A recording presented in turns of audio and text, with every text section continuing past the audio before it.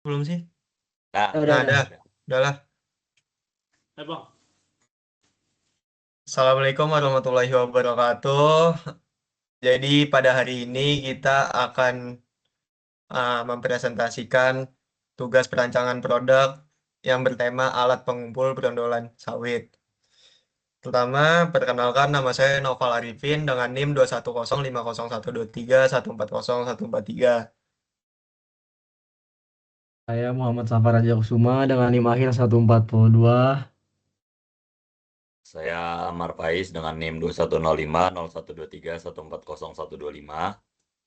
Saya Rizka Segula dengan NIM 2105023140132. Saya Ilman Afla dengan NIM 210540140147. Baik, untuk bab pertama pendahuluan latar belakang.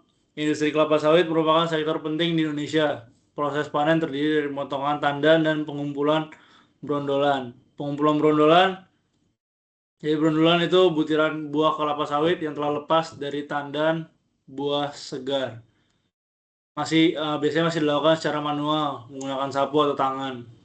Metode konvensional memiliki beberapa kelemahan, yaitu makan waktu relatif lama, membutuhkan tenaga kerja yang besar, menyebabkan kelelahan dan risiko cedera. Kondisi lahan perkebunan sekarang tidak rata, luas area besar, dan banyak hambatan, tanah, rumput, dan lain-lain. Dampaknya produktivitas kerja menjadi rendah, potensi kehilangan hasil panen ada, dan diperlukan alat yang lebih cepat dan efisien, ergonomis dan nyaman digunakan, dan mampu bekerja di berbagai kondisi lahan. Nah, perencanaan produk Palm Kernel Roller Gatherer, jadi pengumpul brondolan sawit berbasis roller silinder dengan kawat elastis. Tujuan perancangannya untuk meningkatkan efisiensi pengumpulan, mengurangi beban kerja operator, meminimalkan kehilangan hasil panen. Fitur utamanya adjustable wire tension, sistem auto damping, grip anti getaran, struktur ringan dan portable. Karakteristik produknya ergonomis, tahan korosi, mudah dirawat, cocok untuk lahan perkebunan.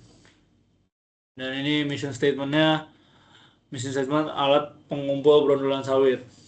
Elemennya untuk produk deskripsi proyek produk ini, alat pengumpul brondolan sawit berbasis roller silinder dengan kawat elastis yang dirancang untuk meningkatkan efisiensi serta modernisasi proses pengumpulan di perkebunan. Benefit propositionnya mudah digunakan, mempercepat proses pengumpulan, mengurangi kelelahan operator, meningkatkan produktivitas panen, serta meminimalkan kehilangan hasil.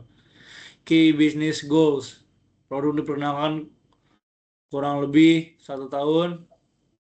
dari 1 tahun, efisiensi pengumpulan meningkat lebih dari 30%, biaya produksi kompetitif dan terjangkau, dapat digunakan pada berbagai kondisi lahan, mengurangi beban kerja operator secara signifikan. Primary marketnya, pasar primernya pekerja dan operator di perkebunan kelapa sawit. Secondary marketnya perusahaan perkebunan besar, kontraktor panen, koperasi pertanian, dan distributor alat pertanian.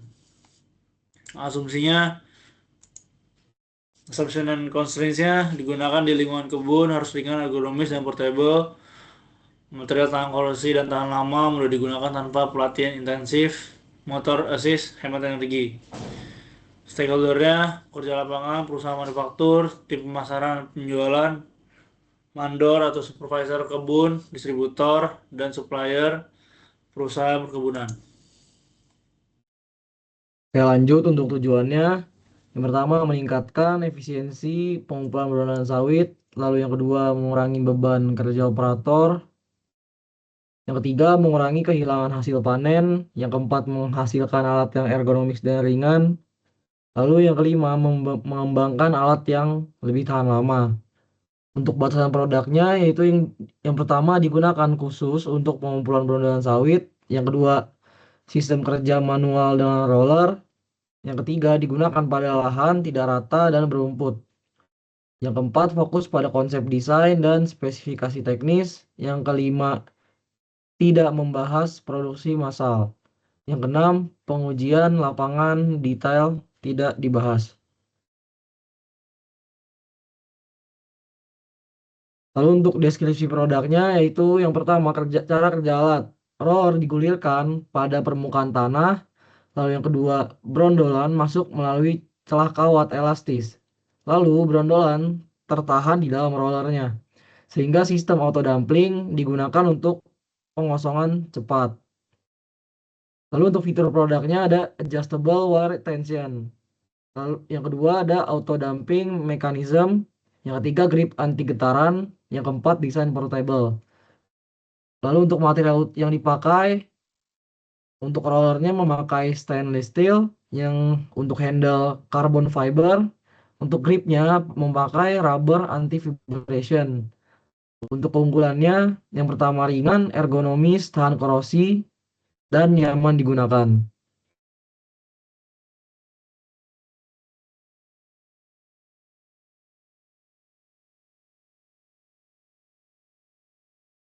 Oke, selanjutnya ada di tentang identifikasi.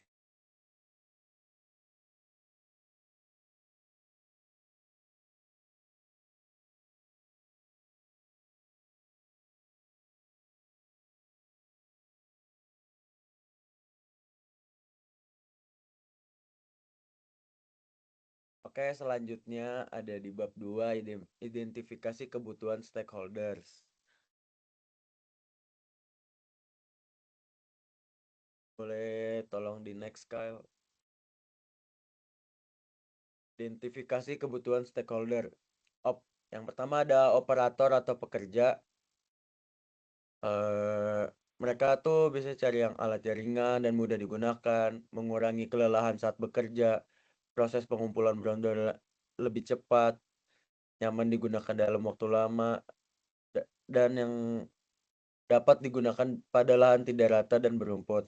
Kalau dari perusahaan perkebunan biasanya mencari produktivitas kerja yang meningkat, mengurangi kehilangan hasil panen brondolan, mengurangi biaya tenaga kerja, mempercepat proses panen. Alat memiliki ukur yang panjang. Dari tim maintenance biasanya itu meminta komponen yang mudah dirawat dan diganti, sistem tidak terlalu kompleks, material tahan terhadap korosi dan kondisi lapangan, biaya perawatannya rendah. Dari produsen atau manufaktur biasanya mencari material yang mudah diperoleh di pasaran, proses manufaktur tidak terlalu rumit, biaya produksi terjangkau, desain dapat diproduksi secara massal, dan komponen mudah dirakit. Untuk dari distributor alat ada produk memiliki harga yang kompetitif, mudah dipasarkan kepada perusahaan perkebunan, memiliki kualitas yang baik dan tahan lama, memiliki desain yang menarik dan modern, dan yang terakhir jangkauan pasar luas pada sektor perkebunan sawit.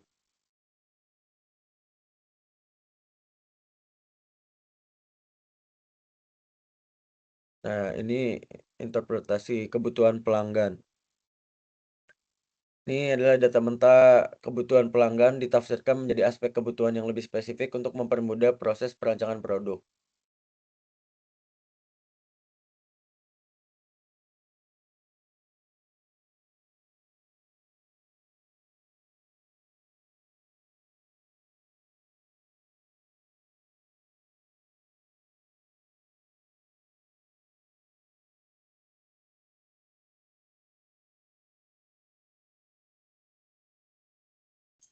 Baik, selanjutnya organisasi kebutuhan dalam hierarki.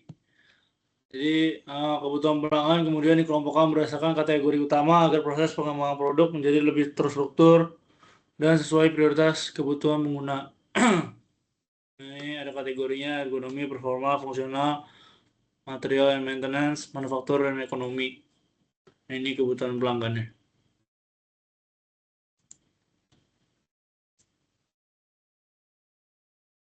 Ya, jadi di sini matriks kebutuhan pelanggan digunakan untuk mengetahui hubungan antara kebutuhan pelanggan dengan karakteristik teknis produk yang dirancang.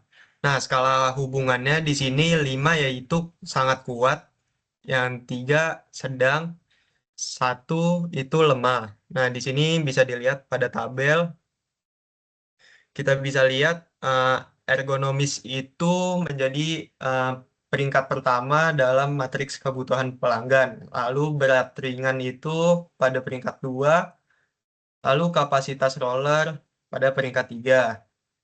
Nah, lanjut.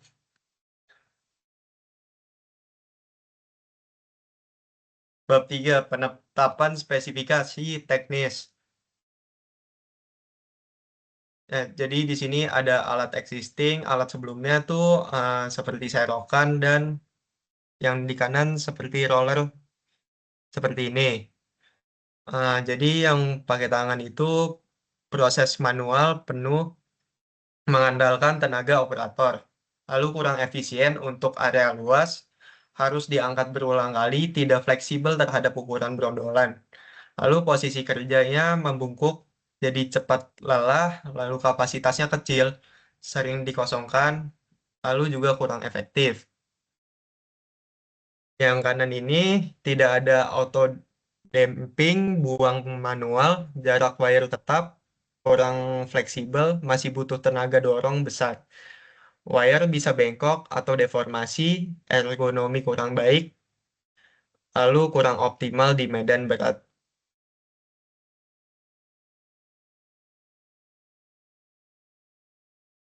Selanjutnya, Quality Function Deployment.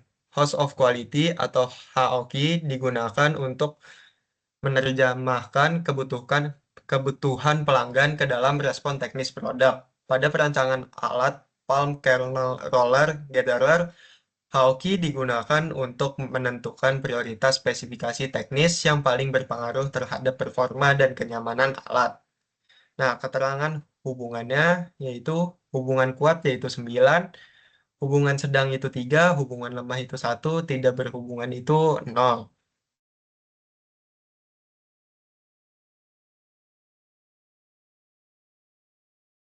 Lanjut, Amar Faiz.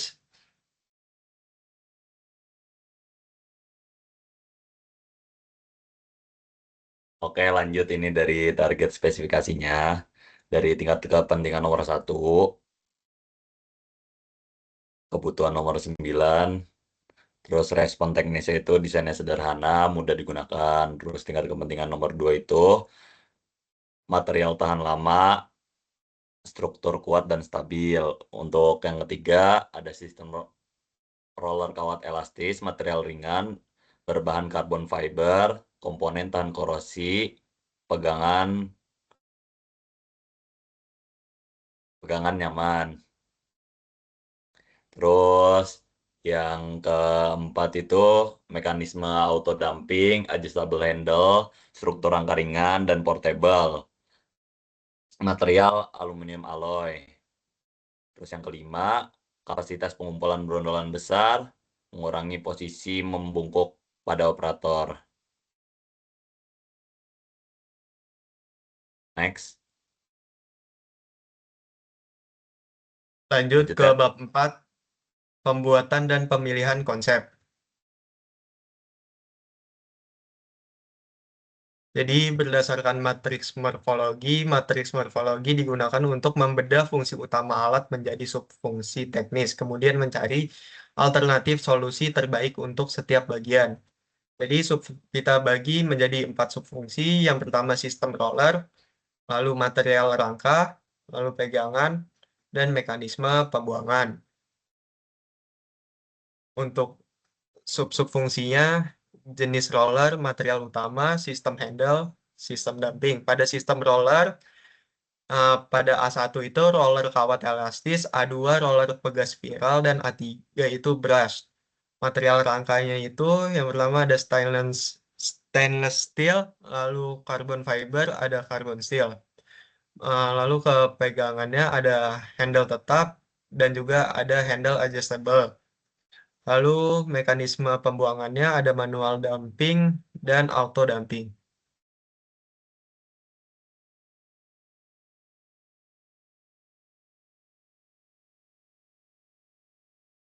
Oke, jadi di sini untuk konsep A yaitu konsep saya.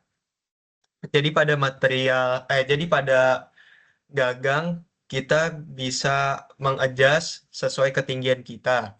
Nah, lalu pada sistem auto dampingnya juga ada eh, terdapat pada di dekat rollernya. Lanjut, lanjut.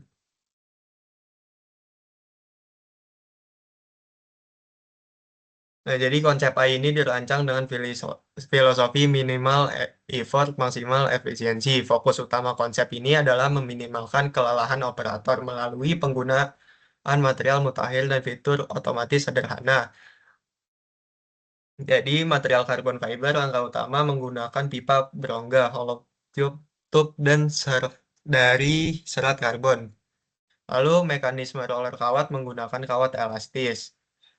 Jadi, pada keunggulan desain ini yaitu pertama, sistem penggerak bisa manual, bisa menggunakan motor juga. Lalu ada mekanisme auto damping dengan sistem poros pengunci dan juga sistem pegangan adjustable. Lanjut.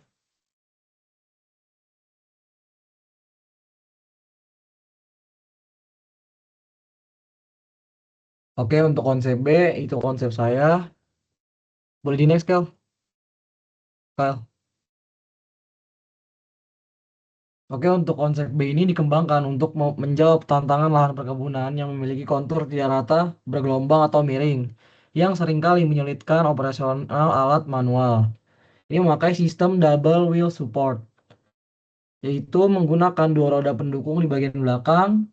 Fitur ini tidak hanya berfungsi sebagai penyeimbang, tetapi juga mendistribusikan beban muatan secara merata ke permukaan tanah, mencegah latar guling saat kapasitas bak penuh, dan low center of gravity. Geometri rangka dirancang sedemikian rupa agar titik berat alat tetap rendah. Hal ini sangat krusial untuk menjaga kestabilan dinamik alat saat melintasi akar pohon atau gundukan tanah di area piringan sawit. Juga ada U-shape handle. Gagang dibuat dengan model U memberikan leverage yang lebih luas bagi operator, memungkinkan kontrol dua tangan yang lebih stabil saat memerlukan gaya dorong ekstra di medan berat. Next, Kyle. Oke, selanjutnya konsep C itu konsep saya. Next.